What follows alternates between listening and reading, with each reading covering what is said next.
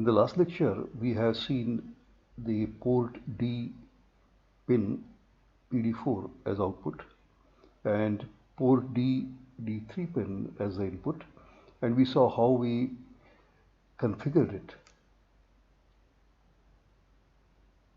The question is, perhaps in your mind, is why this OR and why this AND is required? Can I not directly write some value to DDR, data direction register? CR1 is the control register 1. Similarly, there is a control register 2 also, but right now we are only talking about the PD data direction register, that is data direction register for port D, and PDCR1 is control register number 1 for port D. So here also PD DDR meaning is same, but what we are going to do here is, what we have done here is we have made a particular bit 1 without disturbing other bits. Here also the same thing. Here we have made a particular bit 0 without disturbing anything. We can have a better look at this concept. Let us see. Here, let us say there is any register, let us call it A, or any variable, let us call it A. It is an 8-bit variable, 1, 2, 3, 4, 5, 6, 7, 8. It is an 8-bit register. And we want to make this bit, what is this bit? 0, 1, 2, 3, 4, 5. Bit 5 of this register we want to make 0 without disturbing any other bit of that register or that variable. So what we did is we ANDed it in such a way that this bit became 0. So let us see. So only this bit is made 0 and remaining bits remain 1, and we perform an AND operation and then see whether we are able to make this bit 0 or not. So 1 and 1 is 1, 0 and 1 is 0, 1 and 0 is 0, 0 and 1 is 0, 1 and 1 is 1, 1 and 1 is 1, 0 and 1 is 0, 1 and 1 is 1.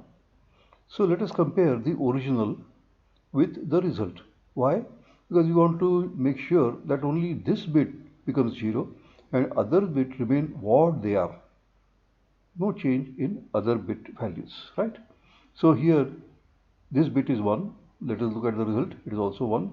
This bit is 0 and the result is also 0. So no change. This bit is 1, but this bit is 0. Why? Because we wanted to make it 0 and it has become 0, right? Now this bit is 0. Result is also 0. It means no change. This bit is 1. Result is 1. No change. This bit is 1. Result is 1. No change. This bit is 0. Result is 0. No change. This bit is 1 and this is 1. So no change in the result other than the desired result. This bit had to become 1. This bit 5 and this we made bit 5 equal to 0. Fine. You understand how the ANDing helps us focus on a specific bit. Now OR gate also is used. Here we wanted to make a particular bit 0 and we used AND operation. Here we are making a particular bit 1 and we are following the OR operation. So I want to make a certain bit 1.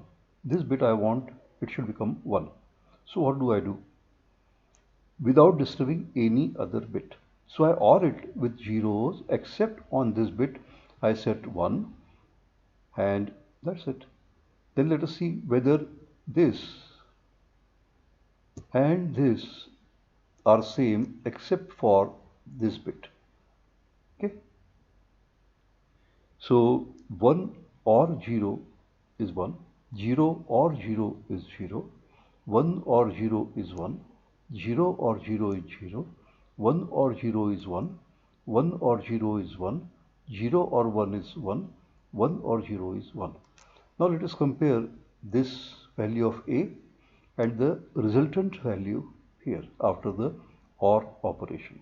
So I find that And what we expect is this bit should become 1. Bit 0 and bit 1. Bit 1 has to become 1. Let us see whether anything is else is also changed. Let's check.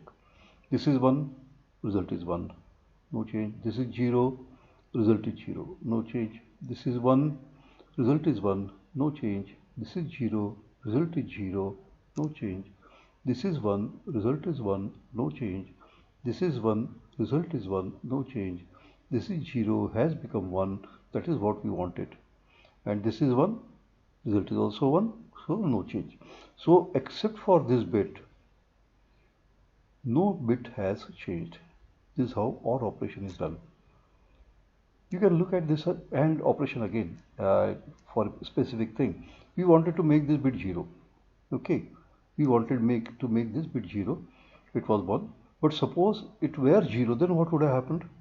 This 0 and 0 would have become 0. It means whether this bit is 1 or 0, it will be forced to become 0. Get it? Whether it is 1 or 0, it will become 0. That is what we wanted.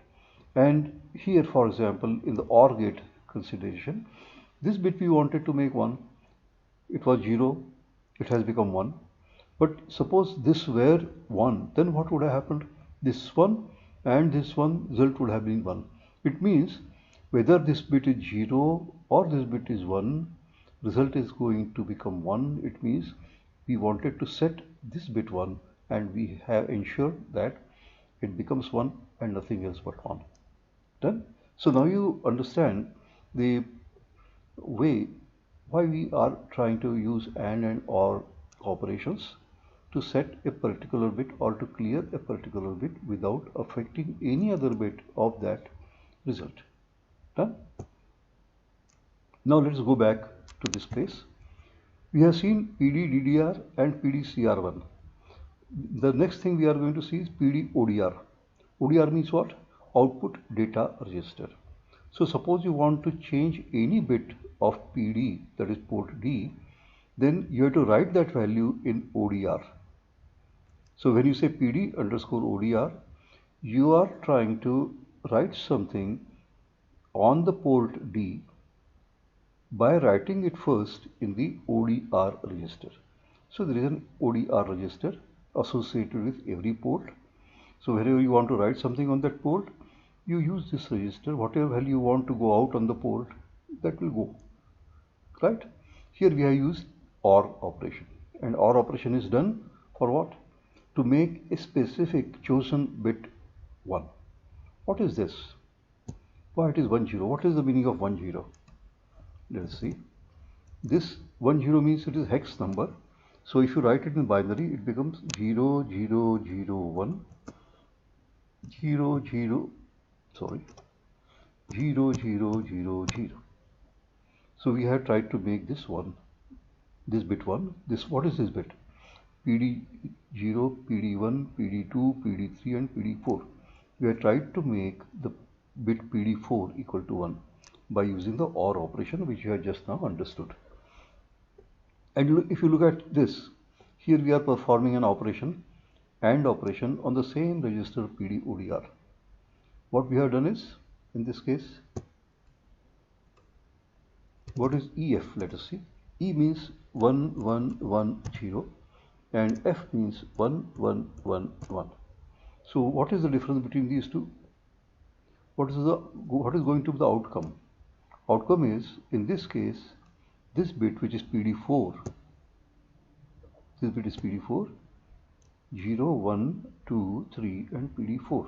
This PD4, with the help of this equation, we are trying to make it 1. And with this AND operation, we are trying to make the same bit 0. So first we are making it 1, then we are making it 0. Why? Let us see. What is PD4, by the way? PD4, if you look at the diagram, PD4 is this. Pin number 1 of our IC STM8S003F3P. Pin 1 is PD4, that is port D bit 4 has been brought out as a, and to which we have connected a resistance and a light emitting diode. So if this level becomes 1, then this lamp LED will glow. If this level becomes 0, then this LED will be switched off. That's the simple thing that we are going to do with it. So what we are doing there, we have made PD4 equal to 1, then we have made it 0, then 1, 0, 1, 0. As a result, this LED will glow and be off. So it will flicker, it will flash on, off, on, off, on, off like that. So how it is happening? Let us take another look at our program. So here we have said ODR equal to, we have made D4 equal to 0. Let me write this as a comment. We can call it setting PD4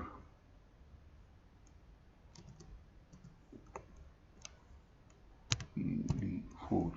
Setting means to make something equal to 1, and resetting means to set something equal to 0. This is resetting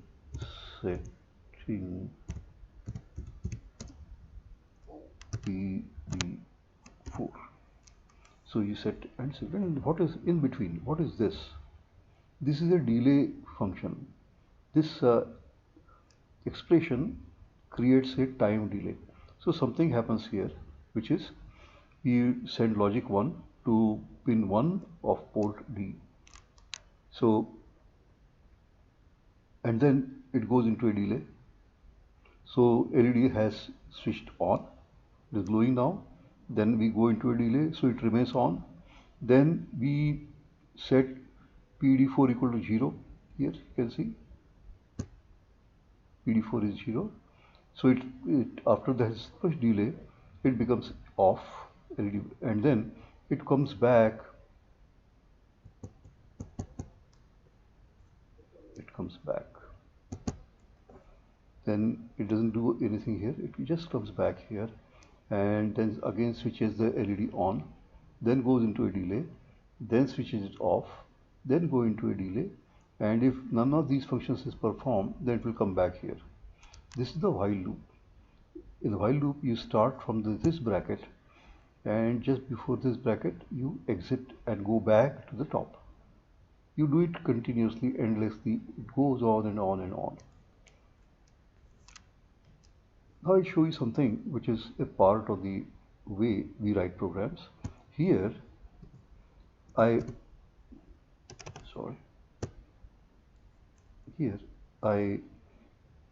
write 2 slashes. What is the meaning of this? This means a comment. So whatever follows these 2 slashes becomes a comment. And what does that mean? It means that the compiler will ignore the very presence of this. For a compiler, this really does not exist because it is a comment. It is like the comments here. So this is not a program statement, it is just a comment. It explains what this is doing. Now I am commenting it so that we will go directly. This is also a comment, then I come back, this is also a comment, then I come back, this is also a comment, then I come back, this is also a comment, then I come back. As a result, these steps will not be executed because compiler will not know what it is. Compiler will say, it is just a comment, I don't care. And so this. It means the program has only this, and as soon as it sees the bracket, it goes up. Right? So only this is being executed. Now let us see what this is and why I am calling it a delay. Is there any value given to C? Let us check. C is given as 60,000. Such a big number, is it possible for C to have? Yes. C is an unsigned int variable. Its maximum value can be 65,535, and we are assigning it only 60,000, so it is perfectly fine. We can give it that value. And what is happening in the for statement? That we have to see. Well, for d equal to 0, so initially it sets d equal to 0, then it checks whether D is less than C or not. If it is less than C, then it will go back here and again run through this.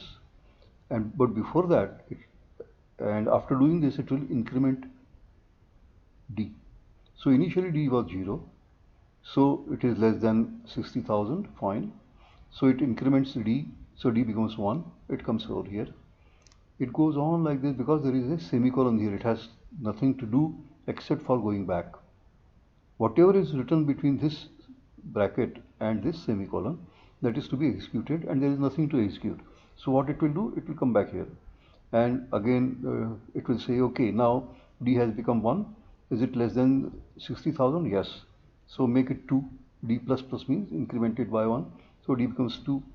Then it goes back here, comes here. It says, oh, D 2 is less than 60,000. So increment it. Go back. Again it says, because it has become 3, so 3 is less than 60,000. So make it 4. Like that it goes on and on and on. When D becomes 60,000, then it will say C 60,000 is not less than C.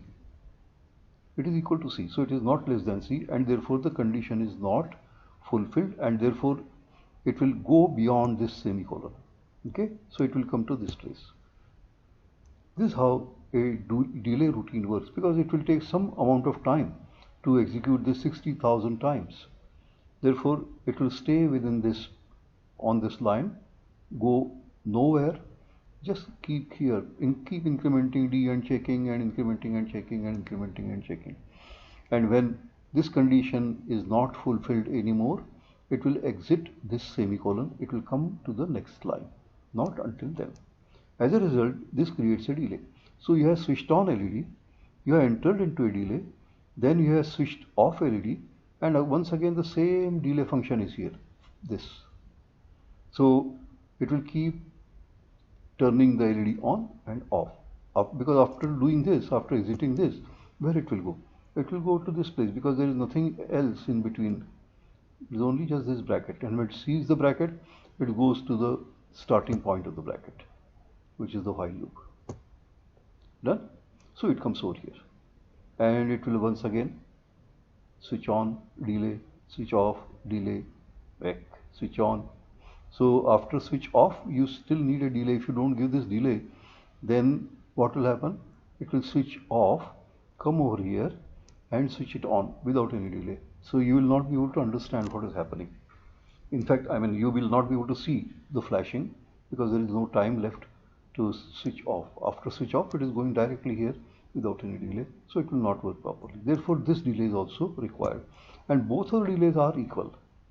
So if it is on for a certain amount of time t1, it will be on for the same amount of time. On and off periods will be equal in this case. So you have understood how flashing can be achieved with a simple program like this. Okay. Now this can be a function that can be called. So instead of writing it here, I will say call it delay. I will show you what.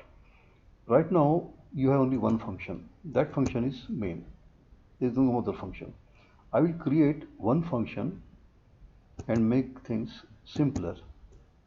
I'll show you what.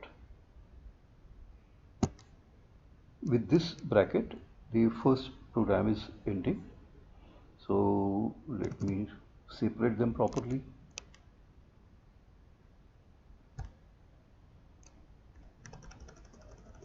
It looks good now. Now I create a program. We call a function. Program is also a function. This is function. Let us give it a name, delay. Okay. So how do you phrase it? Void delay void bracket closed, and then write the function. Whatever you write has to go into the brackets. What I'm going to write here? I'm going to write this thing.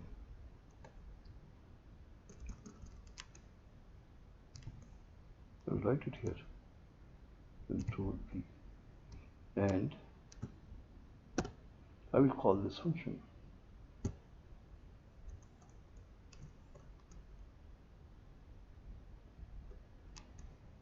Copy it for ease and paste it. So we have a function called delay. Okay, the C is already defined, D is also already defined, so I don't define them here. They are global variables. Having written this, I, instead of calling, let me also comment it, and this also let me comment. And instead of writing this line, I would say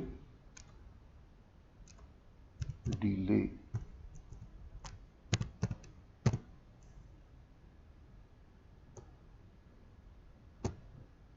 Okay, and similarly here, I write delay.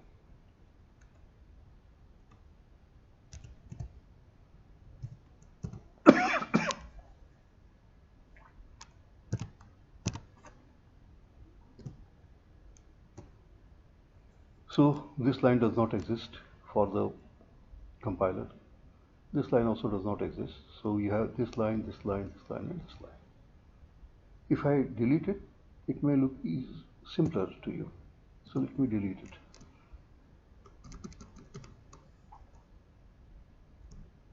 Then let me delete this also. Other, I'm not deleting because I'm going to use this subsequently.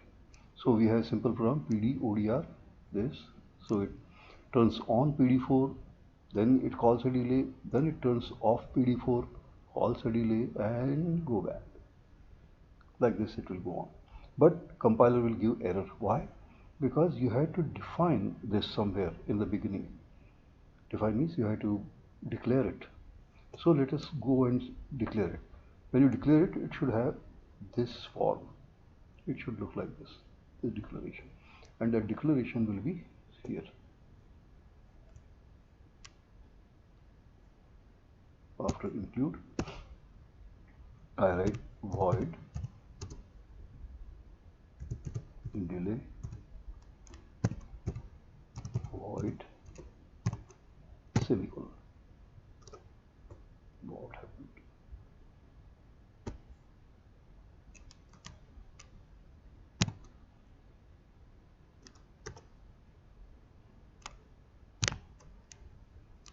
Give it space so that we will be writing more functions. Here we have written only one function added to main, but subsequently as the project proceeds, we will write more and more functions.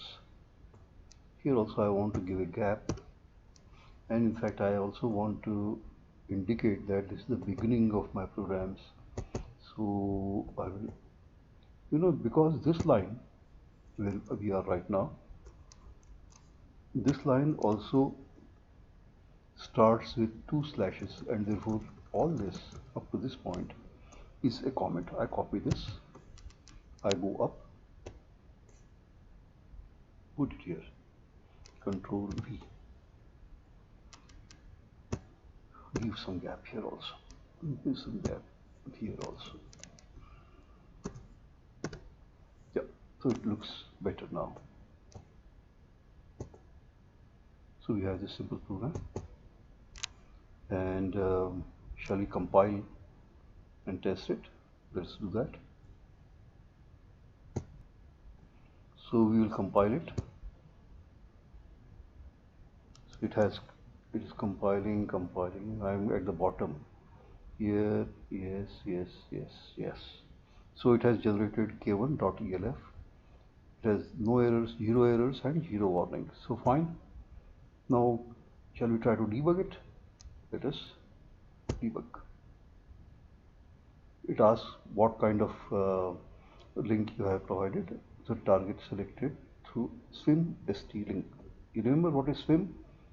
Single wire interface module. And ST, you already know, ST microelectronics, so ST, and it's a link. So I say OK. I don't mind if it keeps showing me this dialog box so that you will remember. Okay.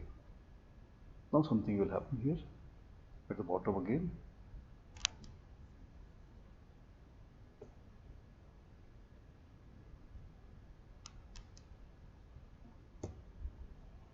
So this done.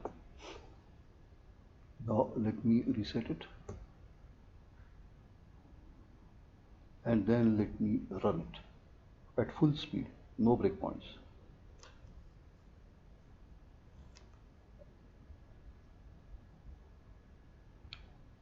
And if I give breakpoints, then you will see the values of port D.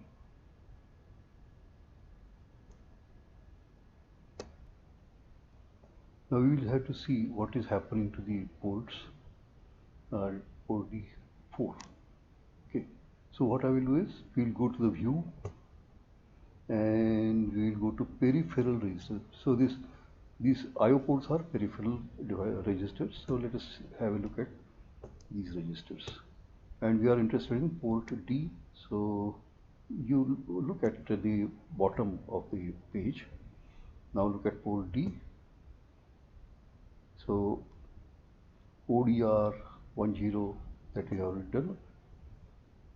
ODR10. We are going to check this only. It should be 10001000 like that. It will happen. What is data direction register here? You have seen PD DDR equal has become 10. That is what we wanted. We wanted it to be 10. So see, DDR PD DDR is 10. Control register, we have made it 1. We have made a specific bit 1. So that bit is 1, and there are some more bits which are also 1. But we wanted this to be 1, and so it is 1. So this is the our requirement fulfilled. Remember, this also is a part of port D, and here it is 0 here. So what happens to data direction register? 10. Excellent. So what I will do is I will put a breakpoint on the first delay. Here I will put a breakpoint. How to put a breakpoint? Bring the cursor here and go to the top at the thumb, at the palm, and this hand you click. So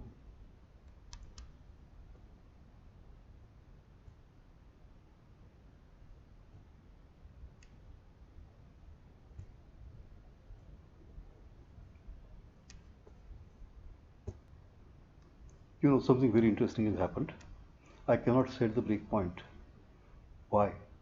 Because if you look here, in the last exercise, we had made it a release, and in release, you cannot debug, and breakpoint is a function of the debug. So what we should do now is, you should change it to debug, and then you should compile.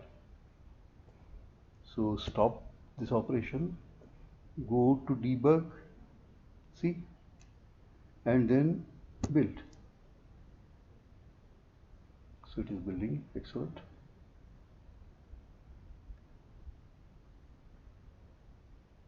Good. So it has built. Build is complete. And now I want to view the. I have to go to debug. Let me start debug operation. Debug. Okay.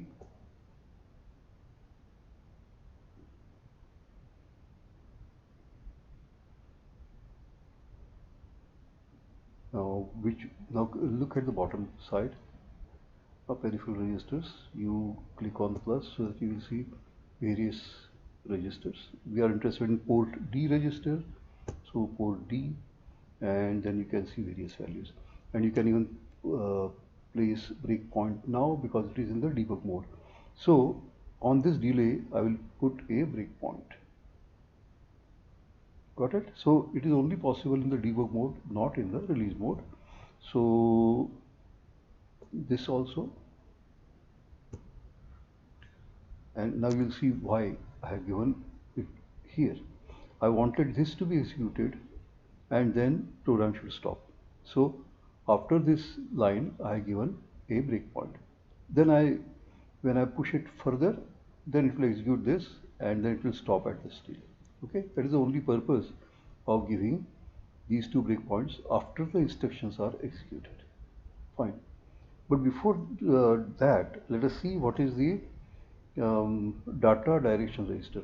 Look at, I am at the bottom in the peripheral registers watch view. You have PD, DDR is data direction register. It is 00 because we have not started running the program.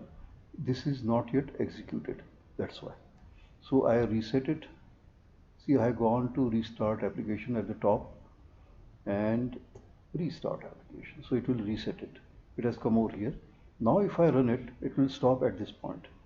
In the process, it will execute all this. To execute step by step, we use this step into, that is F11 also you can press. So when you do this, C is the variable, not the port C, which will become 60,000. Then it has come to the next line, sixth line number 16. Now if I execute this, then this DDR here at the bottom, this DDR will change to something. Let us see what got executed. So this DDR is changed to 10. That is precisely what you have wanted. What you have wanted? You wanted a particular bit to become 0 and a particular bit to become 1.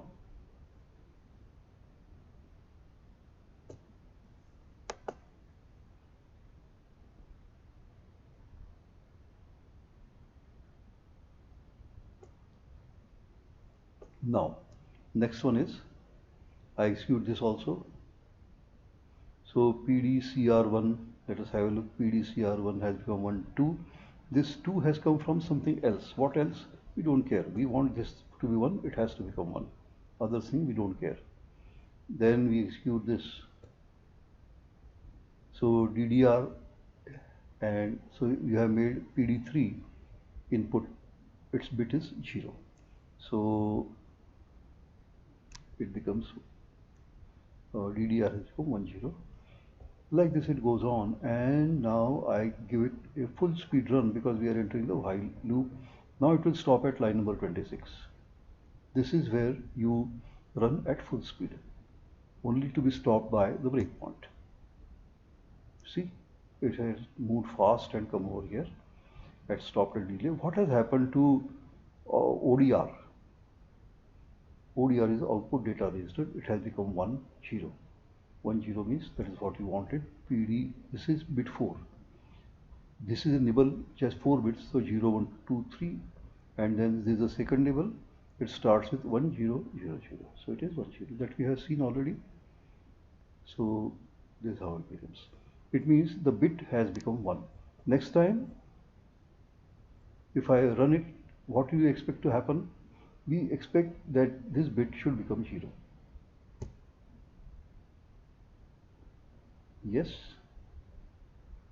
ODR has become 0. So it was 1, 0, now it has become 0, 0.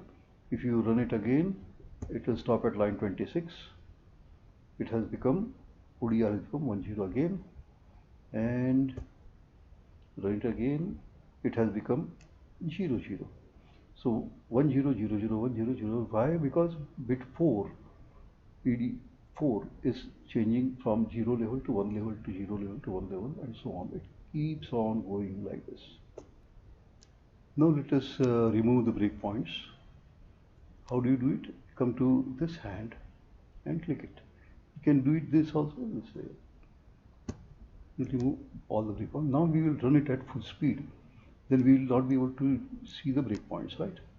So run at full speed. And what is happening in real practice? Let us see that.